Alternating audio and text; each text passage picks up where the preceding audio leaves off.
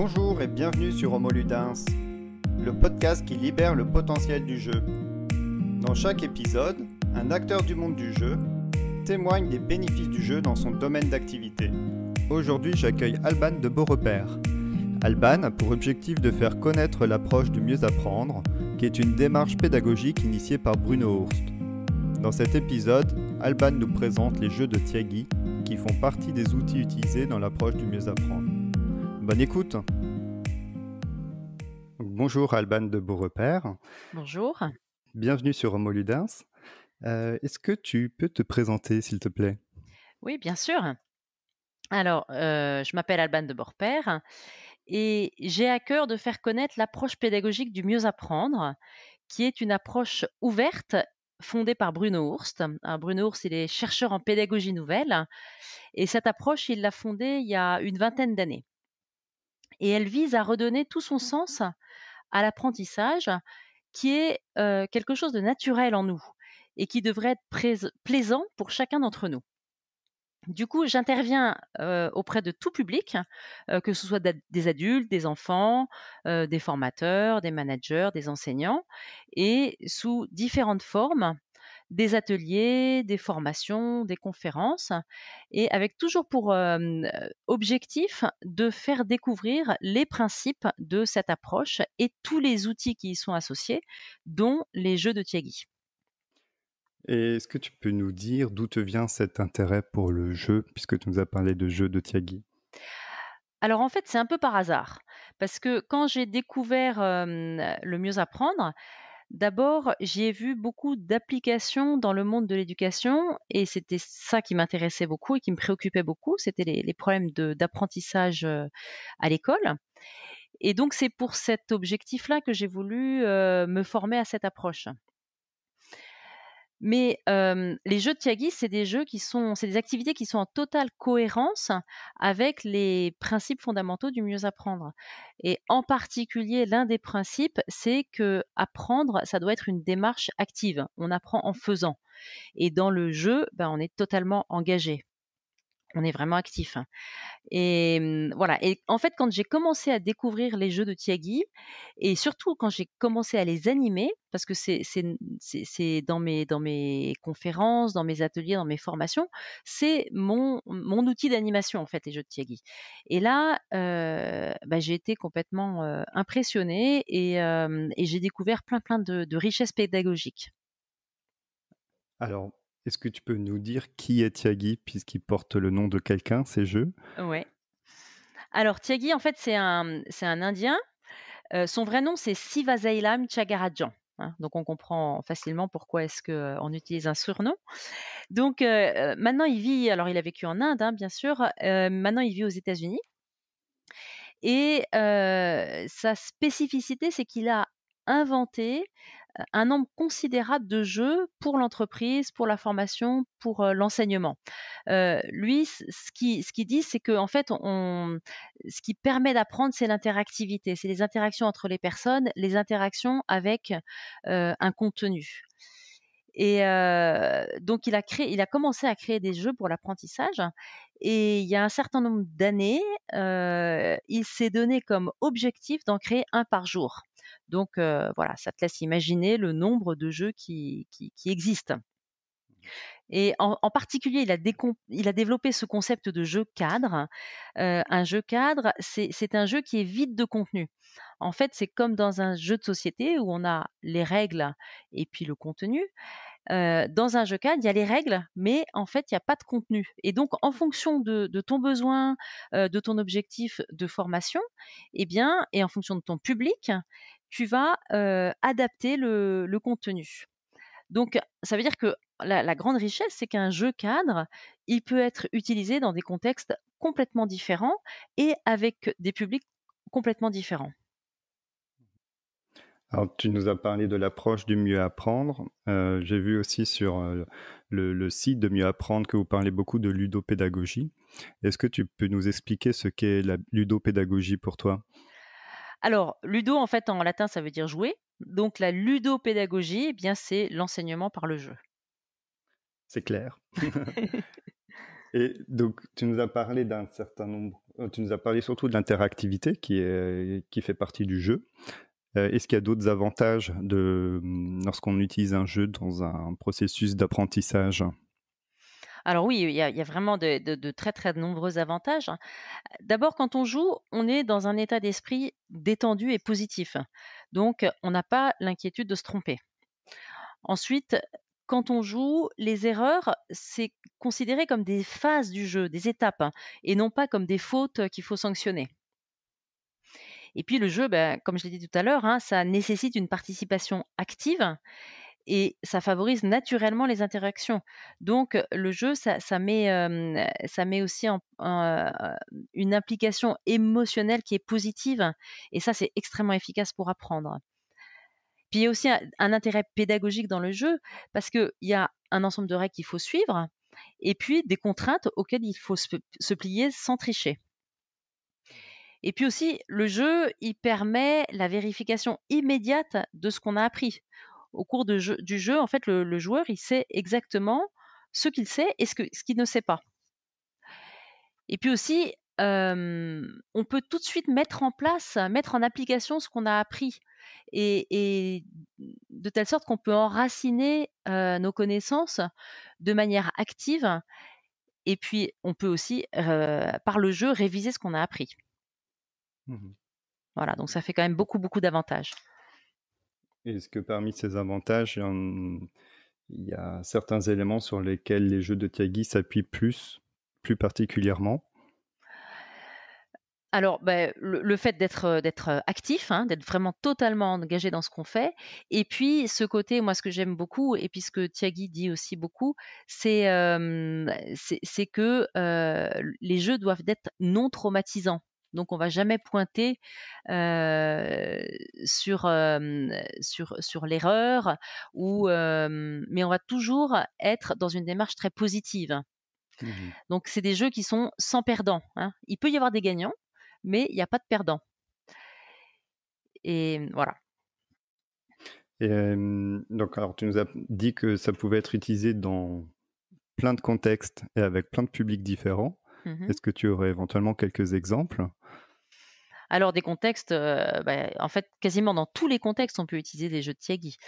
Alors il y a des jeux qui permettent de réfléchir, sur un sujet complexe. Il y a des jeux qui permettent de mémoriser des choses.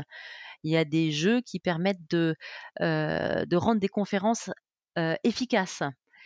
Il y a des jeux qui permettent d'apprendre à plusieurs. Il y a des jeux qui permettent de résoudre des conflits, d'être plus efficace dans un document qu'on va lire, de chercher des solutions à différents problèmes, de faire des révisions, de faire un brainstorming, d'apprendre à utiliser un ordinateur ou une machine, de, mmh, de rompre la glace, hein, il y a des activités brise-glace.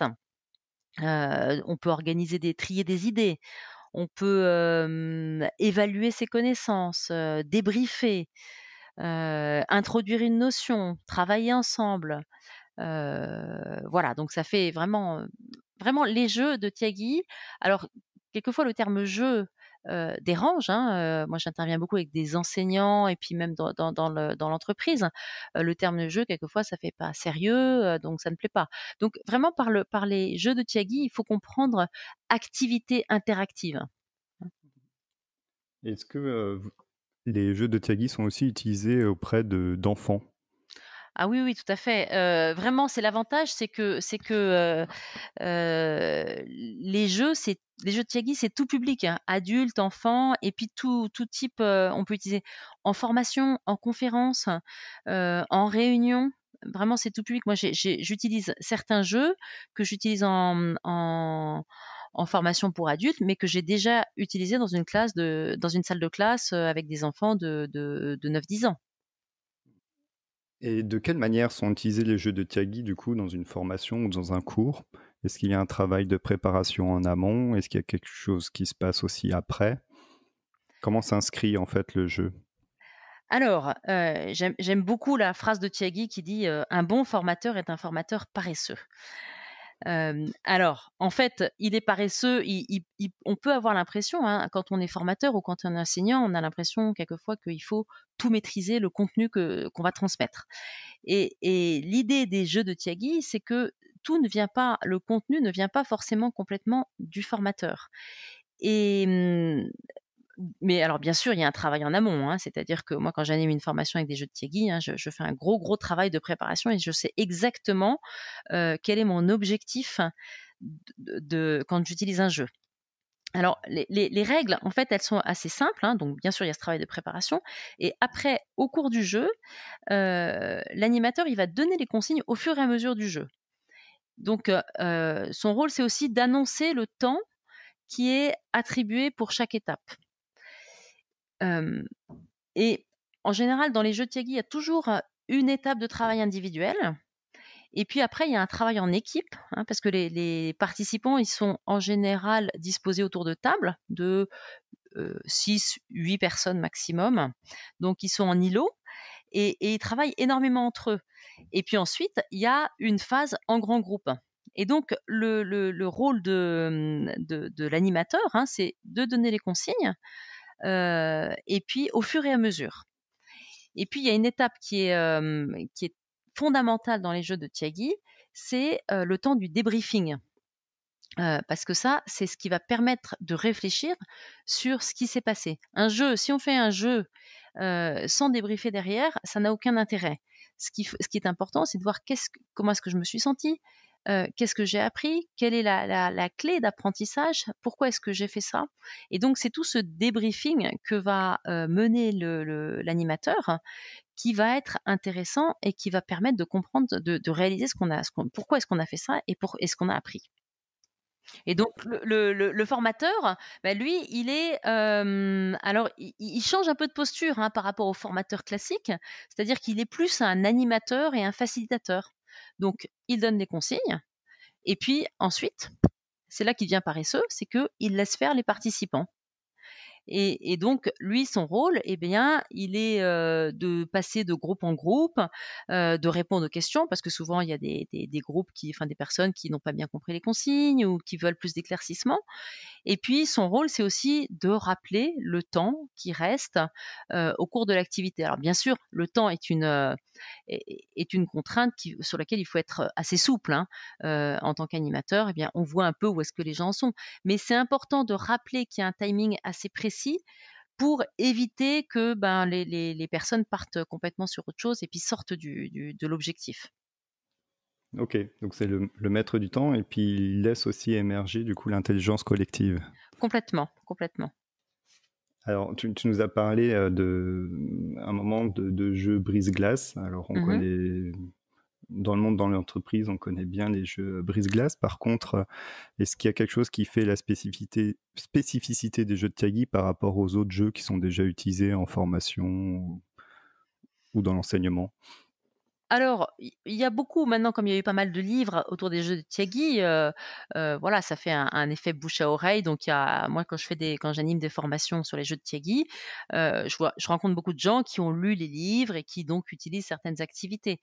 Maintenant les activités, alors c'est vrai qu'un principe dans les jeux de Tiegui, c'est qu'on ne fait jamais de tour de table. Et donc il y a plein d'autres manières de faire cette présentation et et donc des jeux qui n'ont pas forcément comme seul objectif de briser la glace, mais qui peuvent entre autres permettre aux participants de commencer à interagir entre eux, de commencer à se connaître.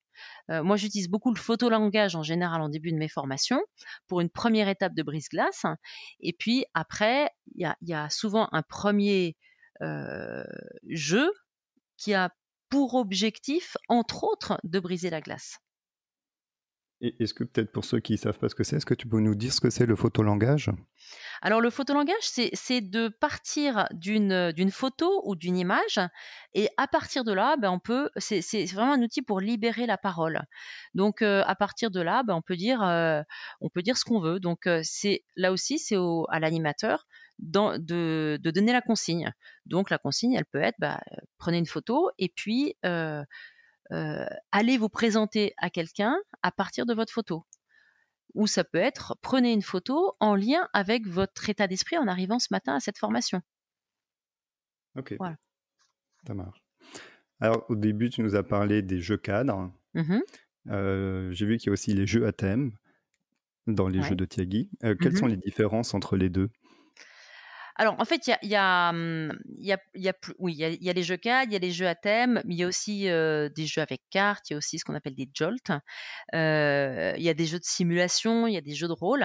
Mais effectivement, il y a ces 2 grandes catégories qui sont, les jeux cadres et les jeux à thème et effectivement, ce sont les 2 premiers livres, de jeux de Tiagi en français, hein, qui ont été écrits par Bruno Ourst, hein, fondateur du Mieux Apprendre. Donc il y en a un, c'est modèle de jeu de formation, ça ce sont les jeux cadres de Tiagi et l'autre, c'est les jeux à thème. Alors le principe du jeu cadre, c'est ce que je disais tout à l'heure, c'est des jeux qui sont vides de contenu. Donc, c'est-à-dire qu'il y a des règles et chacun met le contenu qu'il souhaite en fonction de son objectif. Et donc, un même jeu cadre, il peut être utilisé pour plein de choses. Alors, pour faire une synthèse après un cours, pour travailler sur les attentes d'un groupe, pour ouvrir un thème de formation. Donc, c'est toujours le même déroulé. Donc, les mêmes consignes que l'on donne au fur et à mesure. Bien sûr qu'on peut ajuster, hein. Moi, j'aime beaucoup jouer avec les consignes. Et puis, mais on met un contenu différent en fonction de l'objectif. Les jeux à thème, eux, ils ont déjà un contenu précis. Et donc, ils permettent de travailler sur les grands thèmes de l'entreprise. Alors, par exemple, le management, la communication, la gestion du changement, la résolution de conflits, voilà, plein de grands thèmes. Alors, tu nous as parlé des Jolt. Qu'est-ce que c'est que ça? Alors ça, c'est une grande spécificité des jeux de Tiagi. Ce sont des activités. Alors jolt, en fait, ça veut dire secousse en anglais. Secousse, comme quand on met les doigts dans la prise, dans une prise électrique. Hein, voilà, on est un peu secoué. Donc secousse décharge. Donc le principe des jolts, c'est une activité qui est très courte.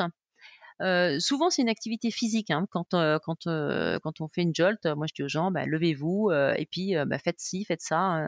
Voilà. Et puis après, on débriefe. Hein. Et on peut débriefer pendant des heures sur ce que ça nous a appris. Voilà, c'est ça le principe des jeux, des jolts.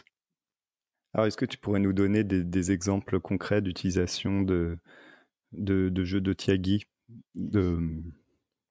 ouais, un exemple concret, une règle, quelque chose qu'on pourrait éventuellement utiliser nous-mêmes. Alors là, je crois que je vais prendre un joker.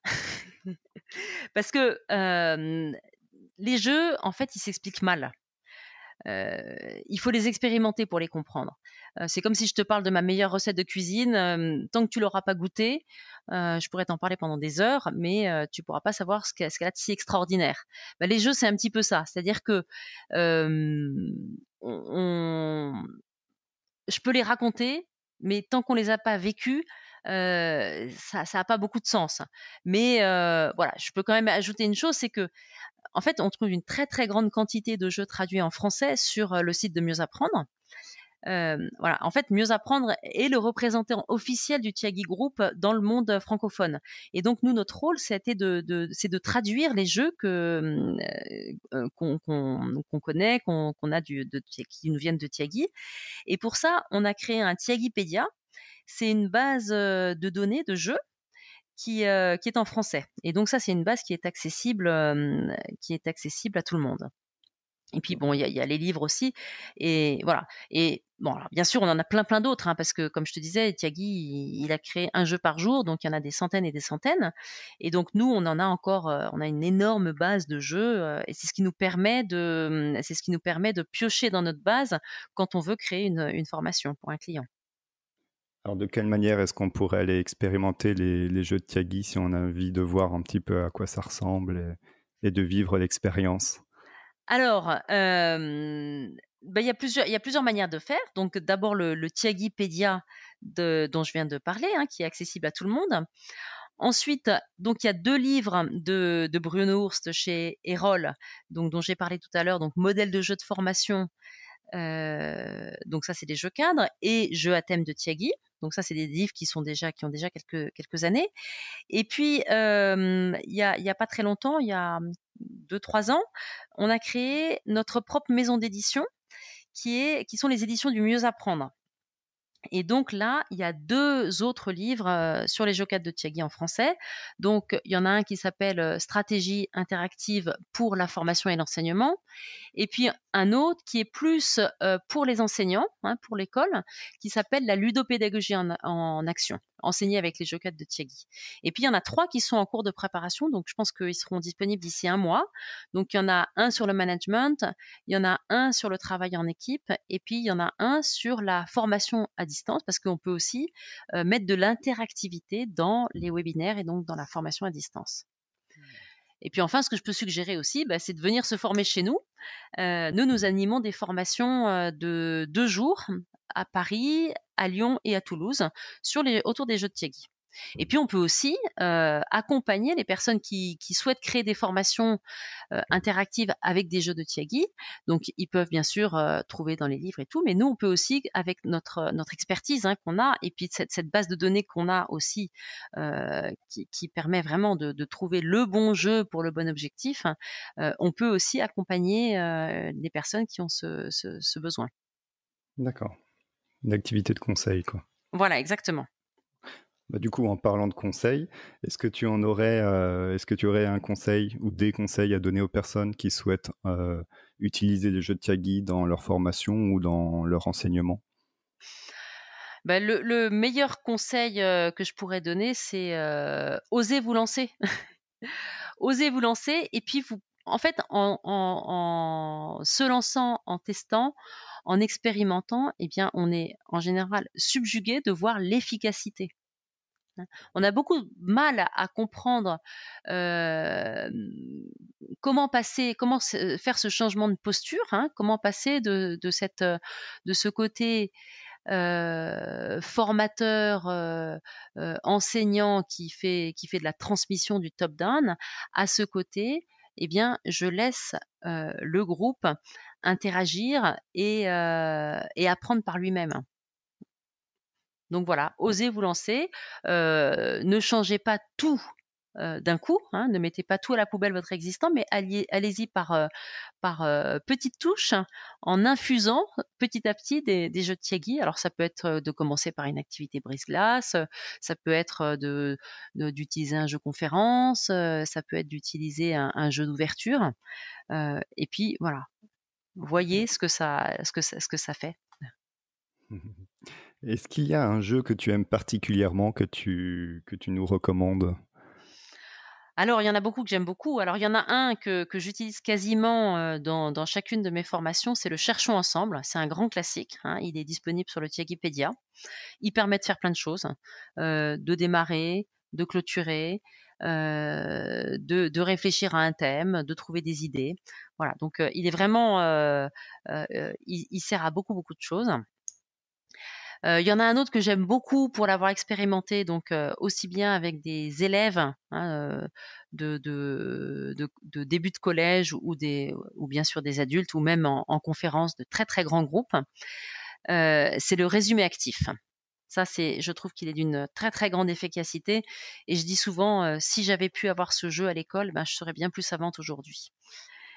Et puis il y en a un autre que j'aime beaucoup, c'est le 35 aussi, qui est absolument génial. Voilà, ils sont tous disponibles dans le Tiagipédia. Et les 3 sont vraiment très très puissants. D'accord.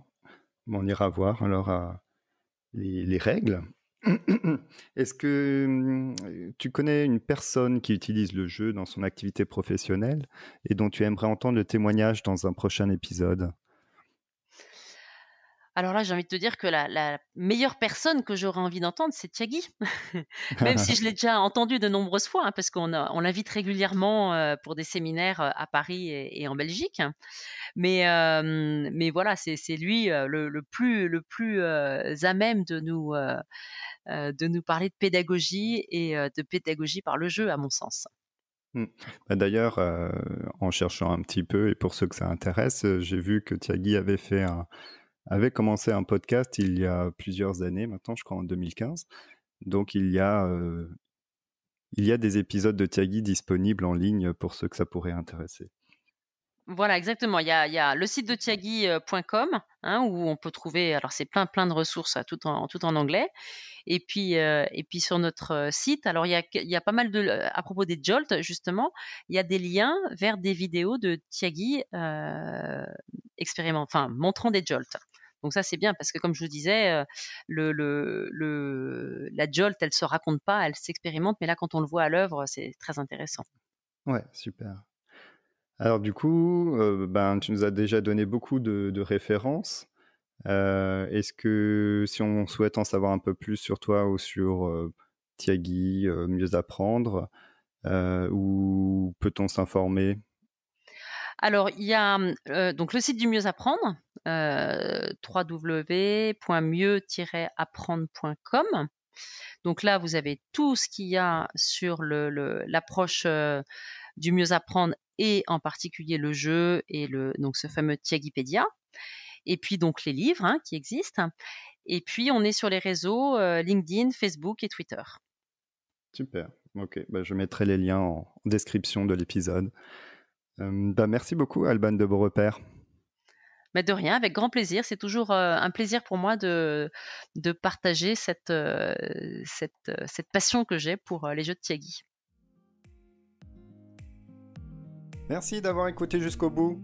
Si vous avez aimé, abonnez-vous sur votre plateforme de podcast préférée. À dans 2 semaines pour un nouvel épisode.